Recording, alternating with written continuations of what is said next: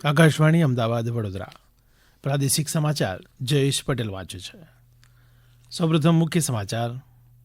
દાહોદ લોકસભા બેઠકના પરથમપુરા મતદાન કેન્દ્રમાં મતદાનમાં ગેરરીતિ થતાં 11મી મેના રોજ પુનઃ મતદાન કરવાનો ચૂંટણી પંચે નિર્ણય કર્યો.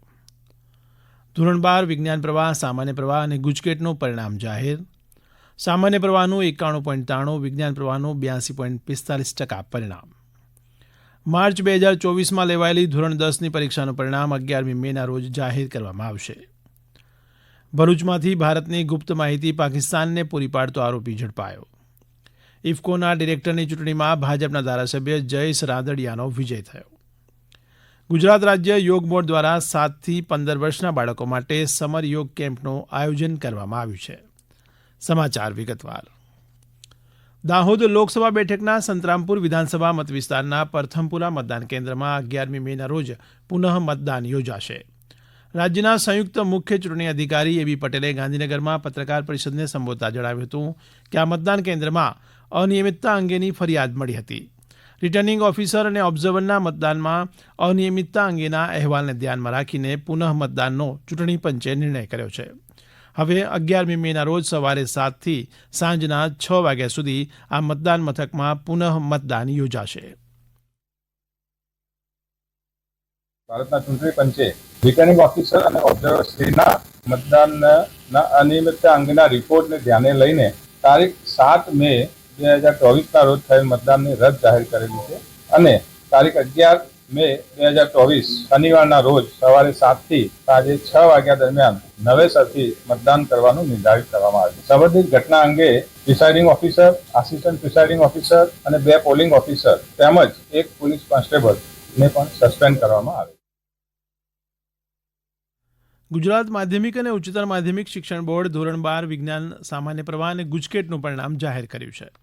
આ વર્ષે સામાન્ય પ્રવાહનું 91.93, વિજ્ઞાન પ્રવાહનું 82.45% પરિણામ આવ્યું છે. ગયા વર્ષ કરતાં આ વખતે સામાન્ય પ્રવાહના પરિણામમાં 18.66% અને વિજ્ઞાન પ્રવાહમાં 16.87%નો વધારો થયો છે. સામાન્ય પ્રવાહમાં આ વર્ષે 3,78,268 પરીક્ષાર્થીઓએ પરીક્ષા આપી હતી, જેમાંથી 3,47,738 પરીક્ષાર્થીઓ ઉત્તીર્ણ થયા છે. જ્યારે વિજ્ઞાન પ્રવાહમાં 1,11,132 પરીક્ષાર્થીઓએ પરીક્ષા આપી હતી, જેમાંથી 91,625 પરીક્ષાર્થીઓ પ્રમાણપત્ર મેળવવાને પાત્ર થયા છે. ધોરણ 12 સામાન્ય પ્રવાહના પરિણામમાં આ વખતે 99.61% પરિણામ સાથે છાલા પરીક્ષા કેન્દ્ર સૌથી વધુ પરિણામ ધરાવતું કેન્દ્ર રહ્યું છે. જ્યારે ખાવડામાં સૌથી ઓછું 51.11% પરિણામ આવ્યું છે. જ્યારે ધોરણ 12 વિજ્ઞાન પ્રવાહમાં 97.97% પરિણામ સાથે કુંભારિયા પરીક્ષા કેન્દ્ર સૌથી વધુ પરિણામ ધરાવતું કેન્દ્ર રહ્યું છે. જ્યારે સૌથી ઓછું પરિણામ 47.98% બોડેલી પરીક્ષા કેન્દ્રનું આવ્યું છે. મોરબી જિલ્લાના હરિકૃષ્ણ કોટકે સામાન્ય પ્રવાહમાં 95% સાથે મોરબીમાં અગ્રસ્થાન મેળવ્યું છે. સારા પરિણામ માટે હરિકૃષ્ણએ શાળા અને માતા પિતાનો આભાર માન્યો હતો. નવયુગ વિદ્યાલયમાં ભણું છું. બોર્ડના રિઝલ્ટમાં 95% આવ્યા છે અને હું ખૂબ જ ખુશ છું મારા રિઝલ્ટથી. દિનચર્યામાં તો હું રોજ સવારે 4:30 ઉઠતો હતો અને પછી રોજનું 7-8 કલાક વાંચવાનું થઈ જતું. પરિવારનો ખૂબ જ સપોર્ટ રહ્યો છે અને સ્કૂલના શિક્ષકો પણ ગમે ત્યારે ગમે તે સમયે ફોન કરો તરત જ જવાબ આપતા હતા એ લોકો. બોટાદ જિલ્લાની આયુષી આચાર્યએ પણ સામાન્ય પ્રવાહમાં 94.14% મેળવી બાજી મારી હતી. સારું પરિણામ મળતા આયુષીએ ખુશી વ્યક્ત કરી હતી.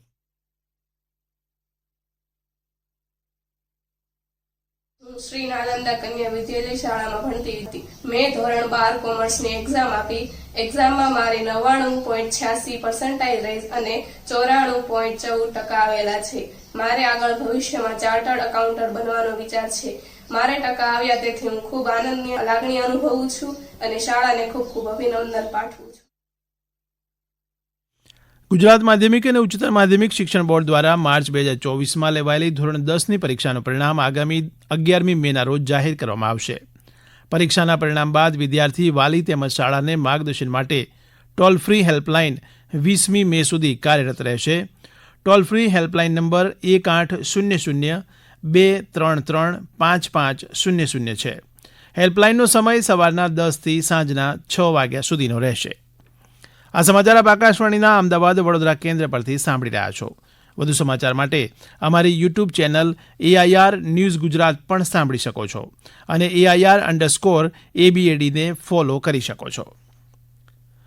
ભરૂચમાંથી ભારતની ગુપ્ત માહિતી પાકિસ્તાનને પૂરી પાડતો આરોપી ઝડપાયો છે.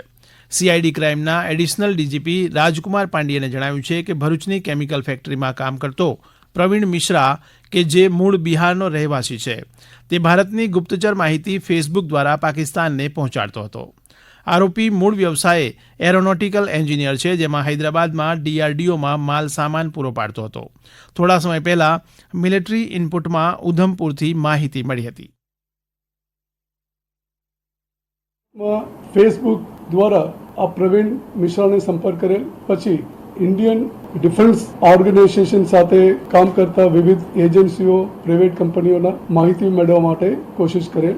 એમાં ખાસ કરીને બ્રહ્મોસ અને અન્ય મિસાઇલ પાર્ટ્સના કામ કરતા ઇન્ડસ્ટ્રીઝ બાબતની માહિતી મેળવેલ અને કેટલા બ્રહ્મોસ બનાવવામાં આવેલ છે એ બાબતની માહિતી મેળવવા માટે કોશિશ કરેલ. जो हैंडलर છે ISA हैंडलर, इरादो એ હતી કે આ ડ્રાઈવ માલવેર સેન્સિટિવ સંસ્થાના કમ્પ્યુટરમાં લોડ કરવાથી એ કમ્પ્યુટરના બધા માહિતી તે ISA हैंडलर પાસે મળી જાય. આ માલવેર અંકલેશ્વરના જો કંપની છે એના કમ્પ્યુટરમાં લોડ કરવા માટે કોશિશ કરેલ છે.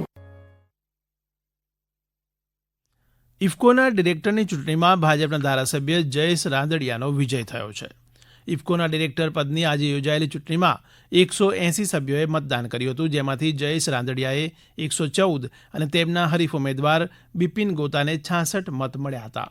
અમારા ગાંધીનગરના પ્રતિનિધિ દુર્ગેશ મહેતાએ એક અહેવાલમાં જણાવ્યું છે કે ભાજપનો મેન્ડેટ બિપિન ગોતાને આપેલું હોવા છતાં ભાજપના ધારાસભ્ય જયેશ રાંદડિયાએ પોતાની ઉમેદવારી નોંધાવી હતી. 182 મતદારોમાંથી 180 મતદારોએ મતદાન કર્યું હતું. 2 મતદારો વિદેશમાં હોવાથી મતદાનમાં હાજર રહી શક્યા ન હતા. ગુજરાત રાજ્ય યોગ બોર્ડ દ્વારા 7 થી 15 વર્ષના બાળકો માટે સમર યોગ કેમ્પનું આયોજન કરવામાં આવ્યું છે. આ રાજ્યમાં 200 જેટલા સ્થળોએ યોજાશે. ગુજરાત રાજ્ય યોગ બોર્ડના અધ્યક્ષ યોગ સેવક સિસપાલે જણાવ્યું છે કે બાળકો મોબાઈલથી દૂર રહે અને વધુમાં વધુ યોગ સાથે જોડાય તે માટે આ કાર્યક્રમનું આયોજન કરવામાં આવ્યું છે. 20/5થી ચાલુ કરીને 29/5 10 દિવસનો એ કાર્યક્રમ લઈને આવી રહ્યા છે. મકસદ એક જ છે કે બાળકો યોગી બને, નિરોગી બને અને સમાજ માટે ઉપયોગી બને. બાળકોની હાઇટ વધે, બાળકો ફાસ્ટ ફૂડ, પીઝા, બર્ગરથી મુક્ત થાય.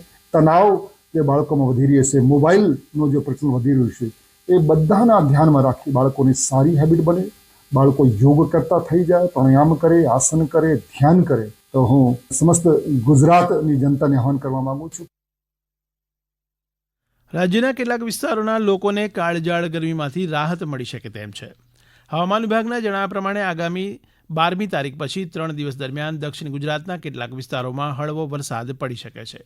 આ વિસ્તારોમાં ડાંગ, છોટાઉદેપુર, નર્મદા, તાપી, નવસારી, વલસાડ અને ડાંગનો સમાવેશ થાય છે. ત્યારે રાજ્યના મોટાભાગના વિસ્તારોમાં યલો એલર્ટ પણ જાહેર કરાયેલું છે. ત્યારે હવામાન વિભાગે કચ્છમાં હીટ વેવની આગાહી કરી છે. બુધવારે અમદાવાદમાં 43 ડિગ્રી મહત્તમ તાપમાન નોંધાતા રાજ્યનું સૌથી ગરમ શહેર રહ્યું હતું. વડોદરામાં 41.2 ડિગ્રી, સુરતમાં 34.6 ડિગ્રી તો રાજકોટમાં 42.4 ડિગ્રી મહત્તમ તાપમાન નોંધાયું હતું. ત્યારે હવામાન વિભાગના જણાવ્યા પ્રમાણે અમદાવાદમાં ગરમીમાં આંશિક ઘટાડો આવી શકે છે. ત્યારે આજે દિવસ દરમિયાન 42 ડિગ્રી મહત્તમ તાપમાન રહેવાની ધારણા છે. દરમિયાન દ્વારકાના દરિયામાં કરંટ જોવા મળ્યો હતો, જેના કારણે ગોમતી ઘાટના દરિયામાં 7 થી 8 ફૂટ જેટલા ઊંચા મોજા ઉછળ્યા હતા.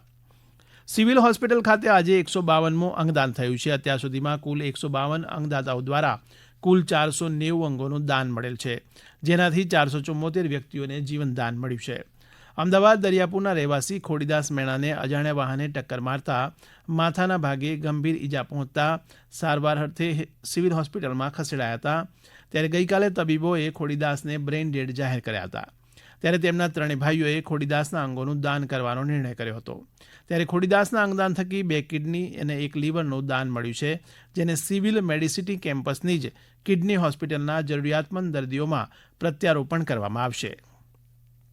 રાજ્યભરમાં મહારાણા પ્રતાપની જન્મજયંતિની ઉજવણી કરાઈ રહી છે. ત્યારે વડોદરામાં વિવિધ સ્થળોએ રેલી અને શોભાયાત્રાનું આયોજન કરવામાં આવ્યું, જેમાં મોટી સંખ્યામાં ક્ષત્રિય અને રાજપૂત સમાજના લોકો જોડાયા હતા.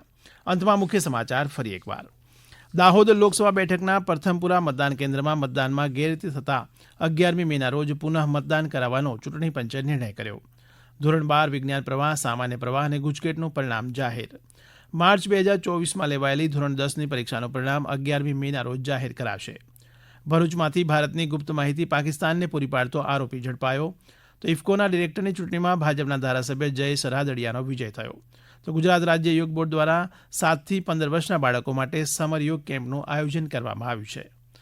આકાશવાણીના અમદાવાદ વડોદરા કેન્દ્ર પરથી પ્રાદેશિક સમાચાર પૂરા થયા.